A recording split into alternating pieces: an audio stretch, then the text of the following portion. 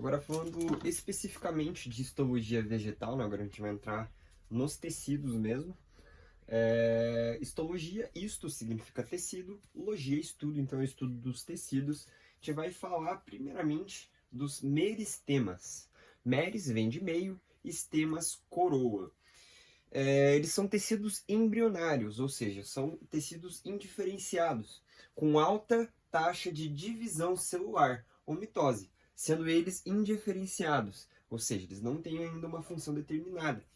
A gente vai ter dois tipos de meristema. A gente tem o meristema primário, que que diz respeito ao crescimento vertical, né, das regiões apicais. Região apical seria a parte mais extrema acima, né, do vegetal, e na parte mais extrema abaixo, né, da raiz. Então, se a gente fala que é um tipo de meristema jovem, é porque quanto mais vai crescendo, né, para cima e para baixo, são as partes mais jovens que a gente tem, né, da planta. Então, ela vai dar origem aos seguintes tecidos: a protoderme, que vai originar a epiderme, né, que tem o papel de revestimento. A gente tem os meristemas, o meristema fundamental, que dá origem a tecidos fundamentais, como o parênquima e o colênquima. A gente vai falar mais deles posteriormente. E o procâmbio. Procâmbio são tecidos fundamentais de condução de seiva, né? Então, no caso, a gente tem o xilema e floema primários, porque a gente está falando, né, dos meristemas primários. No caso, a gente vai ter os meristemas secundários. Eles estão associados ao crescimento horizontal adulto, que no caso seria a espessura, né? O quão mais gordinho vai ficando, né, o vegetal. São observados em angiospermas dicotiledôneas e gimnospermas.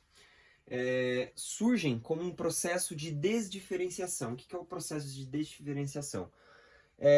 Note que aqui a gente falou sobre células jovens, desdiferenciadas. Aqui a gente... que não são diferenciadas, né? Indiferenciadas. Aqui, como é um tecido adulto, ela já passou pelo processo de diferenciação, mas ela vai sofrer, né, a desdiferenciação, ou seja, a célula adulta vai voltar, né, a fazer a sua divisão celular. Então a gente vai ter dois tipos, né, de meristemas secundários. A gente vai ter o felogênio, que no caso seria o câmbio da casca, né? Seria o sistema vascular da casca, que a gente tem o suber e o feoderme.